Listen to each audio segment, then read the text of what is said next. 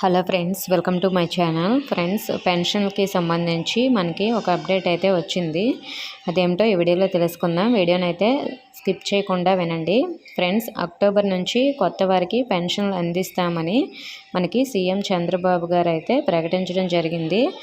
మద్దిరపాడులో ఇది మంచి ప్రభుత్వం కార్యక్రమంలో ఆయన పాల్గొన్నారు. గతంలో చాలామంది అనర్హులు పెన్షన్ తీసుకున్నారు. అక్టోబర్ నుంచి గ్రామ సభలు పెట్టి అర్హులకే పెన్షన్స్ అందిస్తామని, మనకి వచ్చే నెల మొత్తం ఇదే కార్యక్రమం నిర్వహిస్తామని అయితే ఆ మీటింగ్లో చెప్పడం జరిగింది.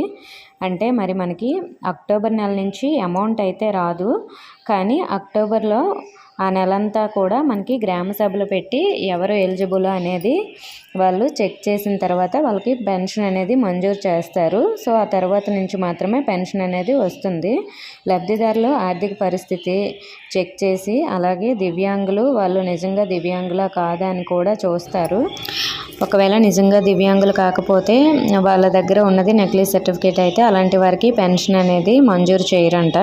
సో మరి ఈ విధంగా అయితే ఇచ్చారు. మరి అక్టోబర్ నుంచి మనకి గ్రామ సభలు పెడతారు కదా, దీనికి సంబంధించిన షెడ్యూల్ అనేది మనకి సచివాలయంకి అయితే పంపిస్తారు. దీనికి సంబంధించిన షెడ్యూలు, అలాగే అర్హతలు, నెక్స్ట్ 50 సంవత్సరాలకి కొత్త పెన్షన్కి సంబంధించి అప్డేటు, అలాంటివన్నీ కూడా సచివాలయంకి వచ్చిన వెంటనే నేను నెక్స్ట్ వీడియోలో అయితే మీకు అప్డేట్ షేర్ చేస్తాను.